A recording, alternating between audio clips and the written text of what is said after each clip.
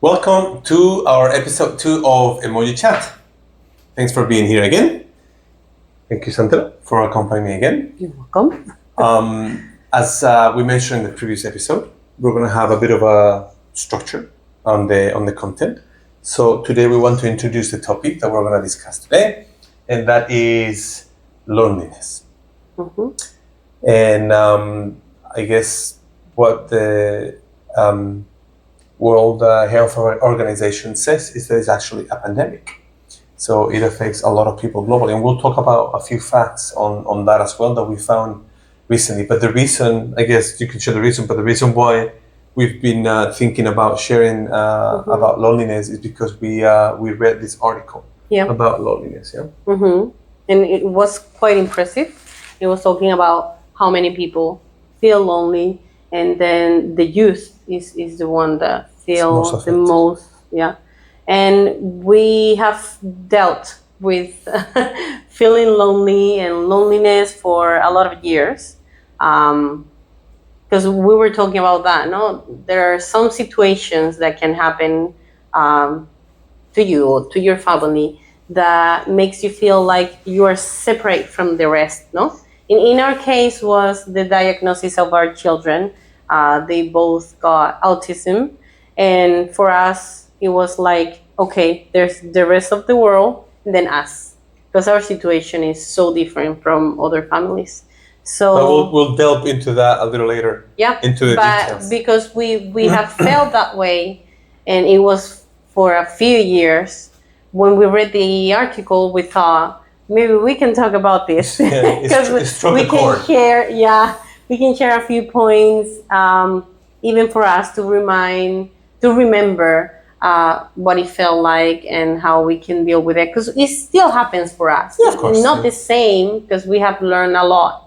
That still happens. So it's a good way to remember and refresh those tools that we know that we can still use. Most definitely. So we want to start with a quote, okay? The quote of the day, as we promised. So this one is from Carl Jung, who is probably one of the most famous psychologists of all time. And Jung said that loneliness does not come from having no people around, but from being unable to communicate the things that seem important to oneself, or from holding certain views which others find inadmissible. Mm-hmm. So there you go. That's your quote for today. And it also helps to introduce the actual topic. Because I want to ask you, Sandra, what do you consider that loneliness is? What is loneliness for Sandra? I think it's a feeling, because it can happen. Maybe the situation can let you do that, but it's something that is in ourselves. So I think it can be either a feeling, or you can get to a point where it's like a mental state where you feel lonely, or you just think that's the way it is. You're lonely and there is nothing you can do. So I will say something about that. And the feeling of being alone, I think it comes from not connecting with other people, feeling disconnected. Okay. I think my definition of loneliness is quite similar. Mm-hmm. I think loneliness for me is more on the state of mind part of the definition, right? So I think it's something that in a sense is voluntary. It sounds harsh, right? But in a sense, for me, loneliness is a state of mind that we kind of choose to be, in a sense. And we'll talk more about what that means in a minute. But that's what the topic of today is. And now we are on the same page of what loneliness means for us when we talk about loneliness. But I want to share with you guys what psychology says about loneliness. So what is the definition of loneliness? And I love how the European Science Hub defines this, because I found several, and there's the Webster definition, then the Oxford Dictionary definition, and then Wikipedia, you can find stuff, and also from different psychologist organizations. But I really liked the way that the European science have defined it, especially because we will talk also about this, the types of loneliness that one can experience. Mm-hmm. But I want to define it, then go back to the article that we read originally and talk about how important loneliness is and some of those topics. So it says that loneliness is not the same as being alone. It says while loneliness is associated with social isolation, the two terms are not interchangeable. Okay? So while different definitions of loneliness exist, it is most commonly defined as a negative subjective experience of low quality and or quantity of one's social network. Mm-hmm. Which is quite interesting, because you would never think that when you're thinking on loneliness, you're thinking of quantities, right? Yeah. You're counting, oh, I got so many people around me, and this is kind of the first thing where your mind goes, Mm-hmm. oh, I'm alone because nobody is around me. Mm-hmm. But it also talks about the quality of those relationships, and we'll Mm-hmm. talk more about that. But I think we wanted to impress how important the topic of loneliness is nowadays. So there is a couple of articles, and Sandra and I were reading this article and sharing with each other some thoughts, and then we kind of deep dived a little more into the topic and discovered that it's quite a big issue worldwide. Mm-hmm. And we read this article, and it was originally about a demographic study in Spain. And it says that in Spain alone, it was talking about the cost of loneliness in the healthcare system. And it says that either directly or indirectly, it costs the Spanish government, or the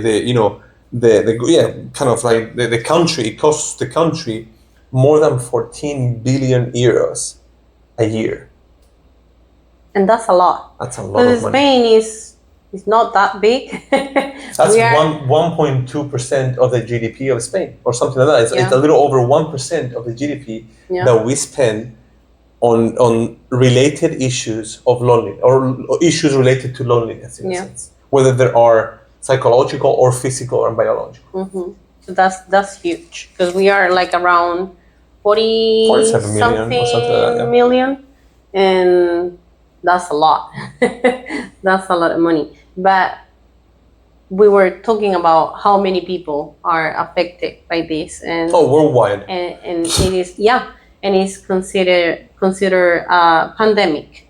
So it makes sense that it costs society as much. Oh, the WHO, the World Health Organization, and many other actual institutions have actually said this. And we'll go back to the European report that we were reading the definition from. But in Gallup, we'll put all the links and all that in the description. But in Gallup, they actually surveyed 142 countries worldwide. So this is a massive population of interviews, so of survey people. So this is the description, the kind of the set of statistical differences. So 24% of the surveyed individuals, 24%, so a quarter of the world, feels either very or fairly lonely. So they're on the extreme of being lonely. 27% feels a little lonely. Mm-hmm. Which means that over 50% of the world is suffering in one degree or another with loneliness. Mm-hmm. Half of the freaking world, more than half of the world, is feeling lonely. Mm-hmm. So it's a massive, massive issue. So at the end of the day, this is something that is costing a lot of money to societies. It's costing a lot of issues health-wise to the individuals, and we thought and it's costing a lot as a society, not money-wise, but in our mental health, like how society functions, because we need each other. We cannot function by ourselves in society. You can function by yourself, but in a small circle. But when you have to, I don't know how to express it, but when you have to go out there in the work life, for example, or but you need society to be able to function. You cannot produce everything for yourself and get everything for yourself. That's really hard. So you need society to provide you with other things so you can have everything. And it's costing a lot, because society cannot function properly when half of population is feeling alone. Yes, indeed. And I think we remember what that feels like. I mean, Yeah. going through that experience ourselves, and I think obviously when you go through a traumatic experience like the diagnosis of two children being autistic, and I mean it's a shock. And then but the funny thing about loneliness is that it really doesn't have to do a lot with your circumstances, but how you perceive them. Like I remember, even though when we were actually experiencing kind of the same situation, I mean, we were married and parents to both of our children, and I remember some of those nights when I would came from work very late, Mm-hmm. and then Eric is our first son, so Eric was awake at 1:30 a.m. or at 4:30 a.m. very early or very late at night, and I kept thinking to myself, oh, my wife doesn't have it that hard because I'm coming back from work, and she was at home all day, and now I'm coming from work and I have to deal with the kid, and I think it happened the same to you as the other way around. Even though we were having the same freaking experience, like we found Our mind was focused on finding differences to set us apart. Like, and it makes me wonder because we have talked a lot about that. The high numbers that like couples, married couples, when they have children with any kind of disability, but most like with autism, they divorce a lot. And I was thinking about that right now when you were talking about this. It's like because you feel alone even when you're married, and it's because you get in this mental state where you only focus in everything that sets you apart, or you're living the situation apart from other people, and your mind feeds itself just looking for things that makes you different in this situation. And it's true that we can live it differently because you were working outside, so you had to deal with that, but I was at home and I had to stay with the kid more hours, so I was tired from the situation, and it was really hard to adapt to the diagnosis and all the changes that you plan. When you have children, you don't plan on those kind of things being in your life, so now you have to adapt your mind and everything.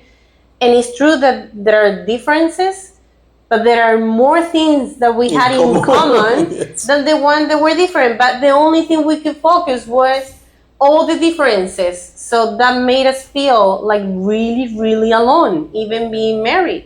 And it had to do a lot with the communication, right? Like, we're trying to send a message to the other person. In this case, it was you.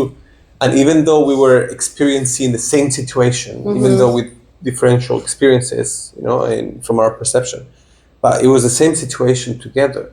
When we communicated to each other our pains and problems, we always felt like, no, she's not even freaking listening to me. It's like it was hitting a wall. It was like I'm talking to you and you don't understand. You don't want to listen, or you don't get it because you're not living my situation. And it was like, and maybe the other person could understand, but we don't see it. And it's what the definition said. It's a subjective matter. Perception. It's perception.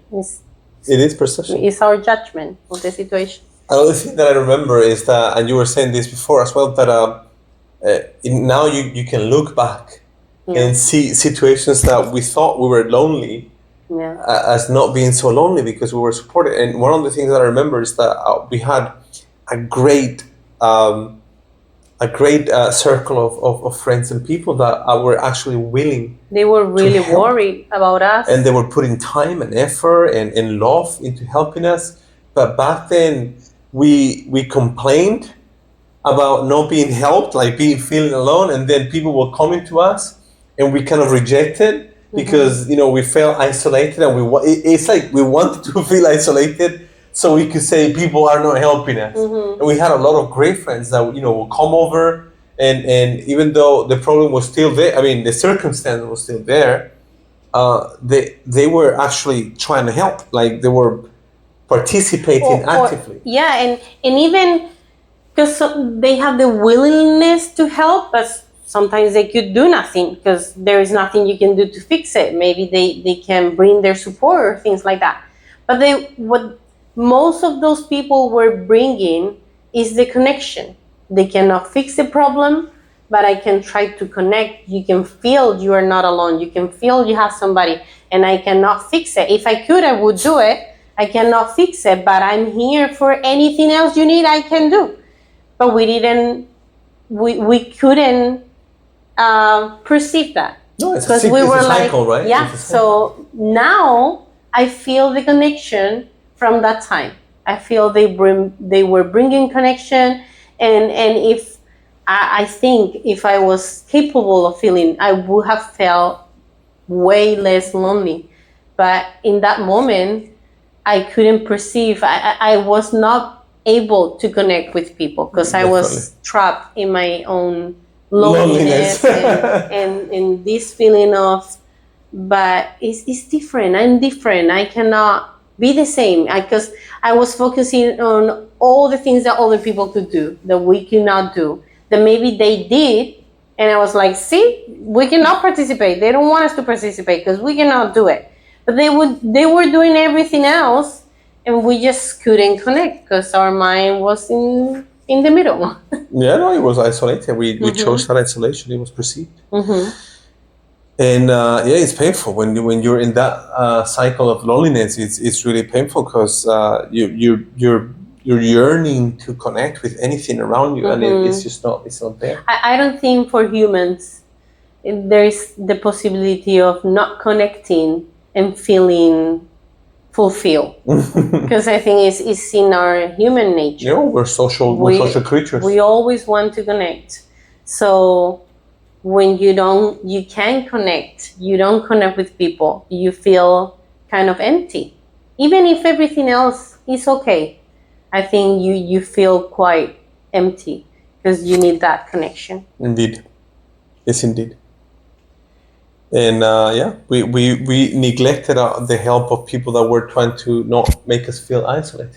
Yeah. And it's funny enough, and I guess that takes, because thinking about this in depth, I realized that there are two paradoxes to loneliness. For me, the first paradox is, if you look at the numbers, we're talking about 51% of the surveyed population worldwide feels lonely. And then, we were looking at some numbers. It's like there was a total of more than 30 million people in Europe in this report that I was reading before. More than 30 million people go through this pain of feeling lonely at a certain level of intensity. So here's the first paradox. You're not alone in your loneliness. Half of the population of the world are with you. Feels the same. Exactly. And I guess that's one way of always being connected, when you actually find somebody that, in a sense, has gone through your experience. Like you were saying before, like when you find, like, for example, with us was about the diagnostic of autism, and then straight away you're trying to what? To find people, to find parents that are living the same situation, to try not only to get the support or maybe the information you need to go to the best doctors or the best therapy, but when you express yourself, what you're going through is like, you get me, right? And you can connect in that way. So the first thing you do when you feel in one way or you have one kind of a specific situation, you look for other people that are having the same thing. But with loneliness, no, you just set yourself apart from everyone.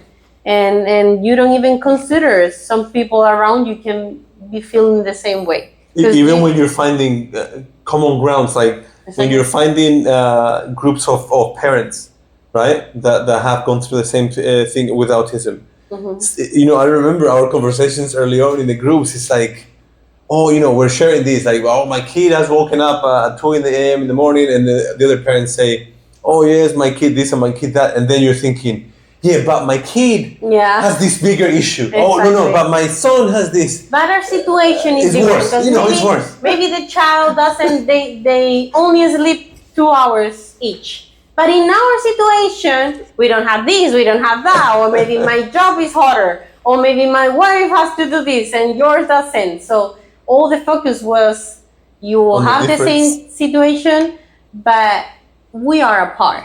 We are not the same, and is reality. We have different circumstances, but the truth is there are much more things that connect us than the things that takes us apart. Yes, indeed.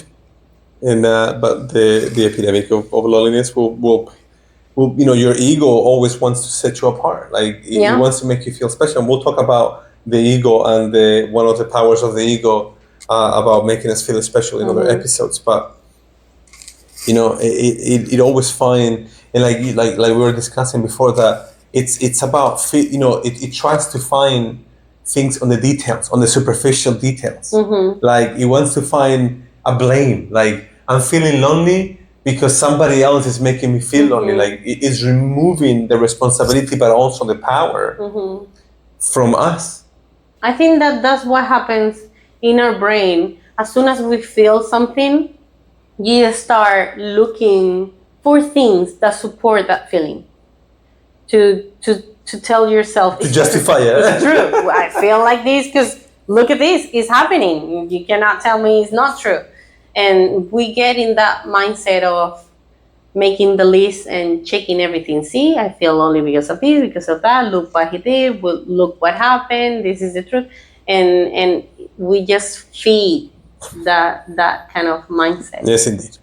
So that's the first paradox of loneliness that I've been thinking about with this study. And then the second paradox, it's at the physical level. So obviously I'm not an expert in quantum physics, but one of the principles of quantum mechanics and quantum physics is that we are interconnected at the subatomic level. We cannot be separated, even though we're visually by light ray perception seeing ourselves separated right now. There is no empty space. We're actually interconnected with a massive infinite web at this of a subatomic particle. So we are connected. We cannot be separated. And there are a lot of principles that we can discuss in the podcast about how this happens, like quantum entanglement and how, what that means, and the how the information, the level of information that two particles share at the subatomic level in connection. It's incredible. So for me, those are the two paradoxes of loneliness. You're not alone in your loneliness because half of the world, or more than half of the world, feels lonely, like you're probably feeling lonely. And second of all, it's not real because we cannot be disconnected. We're a part of everything that is much bigger than us.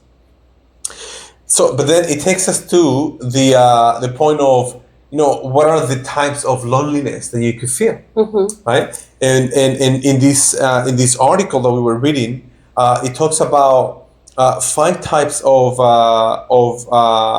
loneliness, right? So the first one could be considered the existential loneliness, right? And I guess you can help us understand what that potentially means, right? But when I read it the first time, it sounded like the first thing that I thought of was existential crisis, which is something that a lot of people talk about now. Like when we feel our own existence is at a risk just because we feel a certain way, And in reading that existential loneliness, it made me feel, or made me remember that phrase. It's like you just feel, I don't know how to describe it, but you just feel like empty. You feel like you cannot feed, or no, that's how the European Institute of Positive Psychology defines it like that. It says that it makes reference to a sensation of emptiness, right? That it's got nothing to do with despair in itself, but it's more like an emptiness or frustration sensation that you have. Because I think it puts in danger in our minds our own existence. It's like, why do I exist? I cannot connect with anybody. I don't apport anything to society. A lot of things that can come to your mind that I think are all related to feeling lonely. In this kind of loneliness feeling, where you just wonder, What's your contribution? what's my existence for? What am I here? What am I doing? Yeah, it's like an empty. You feel like your contribution is empty, right? Mm-hmm. And then it's funny because, and we were discussing before that one of the points is that it really comes back to yourself. You have to bring the responsibility back to yourself, and it's one of the 16 fundamental principles of neurolinguistic programming. In NLP, one of those is that you always have to think that you have 100% of responsibility. Mm-hmm. That for simply because finding blame outwards or outside yourself, it won't help you anywhere, because you're giving both responsibility but also the power and control of that circumstance. So it's about finding the point of, okay, loneliness, I am 100% responsible for my own loneliness. Mm-hmm. And that way I'm not empowering, I'm not taking away my power and responsibility and giving it to somewhere else. So I now find a way of doing it myself, and we'll discuss about what that means on working with positive loneliness. So, yeah. But the second, sorry, go ahead. I was gonna say that the second one was emotional loneliness. Mm-hmm. And something that I thought when I was reading about that, we have talked a lot of times about emotions and what they are or represent, or how can we use emotions for our advantage. So we were talking about emotions or feelings is just something that happens to make us aware of what is going on. And we were talking about that when you get temperature, no, and you feel like you take something. You have a fever, right? Yeah. So you take something for it because your temperature is high. You have a fever. But you always wonder, why do I have a fever? If you have a child, it's like, what is going on? I'm going to take him to the doctor because maybe he has an infection or something else is going on. The fever just doesn't come because. And feelings or emotions is the same. So when you feel lonely, we usually look for the situations that makes you say, it's true, I'm feeling lonely because of this. But I think one of the first things we have to do is go inside ourselves. Look inwards, Yeah, and say, what is going on with me?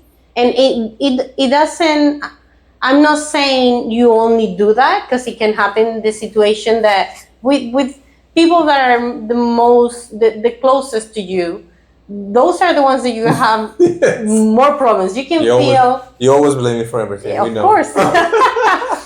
But you can your husband or your wife can yes. make you feel lonely, or your parents or your friends, people that are close to you. Yeah. Of course.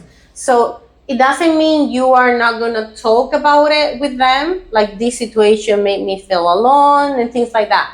But we cannot give the responsibility of fixing the situation only to the person. And it's good we talk about it, because it's good to have a relationship with people that understand you and wants the best for you. So they will do things that makes you feel more comfortable, but they cannot fix it for you. They can just only help you to make it easier in that journey of, I have to fix it myself. But it's 100% your responsibility. Exactly. So you can talk about the situation, but then you have to go inwards and you have to think, okay, why this situation made me feel but don't jump alone. ahead, because that's about positive loneliness. But it defines it. The European Institute for Positive Psychology defines it as great attachment, social loneliness. Yeah. Mm-hmm. It comes from projecting great attachment or very high expectations mm-hmm. on results or mm-hmm. hopes, and then getting a feeling of emptiness out of those relationships. Mm-hmm. And it's funny enough that it says that the kind of root cause of that, or not root cause, but some of those causalities are insecurities and lack of self-esteem. Mm-hmm. So in a sense, we need to go into the third type, to resolve these. We believe, or strongly believe, that this loneliness that will help you overcome the other loneliness is what is called positive loneliness, and that is the one that comes from that space of alone time that you want to find and put together so you can connect with yourself, right? So it's about finding that lonely time to really connect with yourself. And then once you're able to connect with yourself, then you can kind of actually project outwards that connection into the world. And I love how you expressed it before. How once you connect with yourself, then you know how to present yourself in society. And I thought it's a lovely concept that you were mentioning before. Yeah, because we were talking about that. I think one of the biggest problems, because if you ask people about their fears, a lot of people tell you they have the fear of being alone or feeling lonely. And I think in a great part that comes from the feeling that we don't like to be with ourselves. When you The fear. you feel lonely, and then you are left with yourself, and maybe that's not that fun, because when I'm with myself most of the time, my mind just goes wild and starts regretting things, or think about how bad you do this, or what is going on with you. So it's not fun. And I think that's one of the big problems, that we don't connect with ourselves. And it's really hard to connect to others when you don't connect to yourself, because to connect with other people, you have to present yourself as you are. And this is where the youth, where young people, adolescents, are suffering a lot. Yeah, because in this article, we were saying, it was saying that the great part of the population that feels loneliness is adolescent people. And I was thinking about, when you are adolescent, is the time that you wonder, how do you fit in society? Who am I? What are the things that I'm good at, or the things that I'm bad at, or how do I fit in this world? So when you feel like that, and you are not so sure about yourself, or what is that you have to give to other people, it's really hard to present yourself to other people. So it's hard to connect. And that's why you can feel lonely, because first you have to learn to connect to yourself. And nowadays, I think it makes it harder, because we get the little time that we could have to ourselves, we fill it with other things.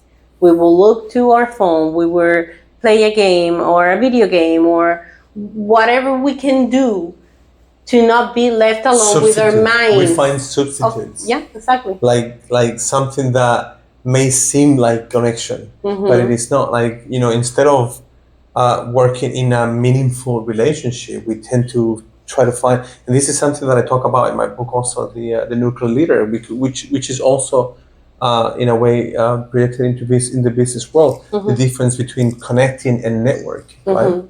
And a lot of the people nowadays with social media, which is a great tool for reaching out, it's fantastic. But then, if we use it as an escape method, or as a fake way of feeling connected, then we still have that emptiness. And it's funny, because when you're presenting yourself into the social media world, you're actually creating an avatar to present yourself into the world. And it reminds me a little bit about the book A Knight in a Shining Armor, from, I think it's Robert Fisher, but it's this guy that really creates a facade that he presents himself into the world, and he needs to peel that off to really feel connected with himself, to resolve it. So I guess in the grand scheme of things, you can actually find much more powerful connection when you do it. Rather than having 100 likes, to really to try to find a connect with 1, 2, 3 people that are around you, where you're emotionally attached, and then feel that power of connection. The other two types of loneliness that this article talks about from the Institute is that it talks about the temporary condition. So he says that You can have temporary loneliness or chronic loneliness. And obviously everybody feels, can actually feel every once in a while lonely by different circumstances. But when it's with that feeling of loneliness is with you constantly, then it's something that we need to tackle together, right? Is what we were talking about before. It can either be a feeling and that's temporary, or it can be like a mental state and it stays with you. And this is one thing that I was thinking about loneliness. You either feel lonely and it goes and it gets bigger and bigger and bigger, or it goes the other way where it gets smaller and smaller and it disappears. But you cannot feel one kind of lonely and stay like that. And it will always either grow or be smaller, but you cannot be stuck in the same kind of loneliness. So if we don't stop it, it will go more and more and more, and it will be really hard to get rid of those mental thoughts, because if you do it for a lot of years, it's like going in on the opposite way in an escalator. Yeah. Right. If it feels like you have to climb up, against current. But if you stop, you're gonna go back. So it's about always feeling. Oh, that's fantastic. It's a good image of that. All right. So I mean, obviously, this is the first one that we're tackling a specific topic. But if you have questions or comments that you want to share, please by all means go into the channels and social media on YouTube, and then add your comments, your questions, and we can answer them on the next episode. But we wanted to leave you with a couple of actions, or I guess tips or tools that we can use. So I want to challenge you, and I'm going to put this on social media as well, but I want to challenge you to measure what is your level of own loneliness. So I'm going to send a couple of surveys from psychologists that kind of measure what is our, within the spectrum, where are we in the loneliness spectrum. And then, depending on your results, or even if you already know or feel that you're lonely, if you feel that you're lonely, please reach out to us on social media. Just put your comment, and we can definitely talk about how we can help you in that sense. If you feel that you're not feeling lonely, but you know somebody that you think is lonely, I guess the tip is go connect with that person. Please reach out. Ask them how they are, try to connect with them, share your story in your social media so we can see the effects of connection versus loneliness. And really, just when you do the survey, you'll see that it will affect different types, like social or emotional loneliness. And I want you to measure, because sometimes we're not fully aware of how we feel. So it's about introspectively measure that. So we'll put that on the social media. And I guess that's the topic that we're going to talk about. I guess one of the topics that we wanted to talk about in the next episode will be emotional communication. It's a concept that we've kind of developed, and I think that's a good skill to fight loneliness, because we were talking about before about expectations in the emotional loneliness, and I think it comes a lot from not being able to communicate properly. So you expect somebody to do something or behave a certain way, and when it doesn't happen, you get that disconnection, so you start feeling lonely. Most definitely. So communicating and knowing how to communicate a healthy emotional level, I think is a great tool to fight loneliness. Indeed. So remember to subscribe and connect. And we'll see you on the next episode where we'll talk about emotional communication. So thank you for being with us. Bye.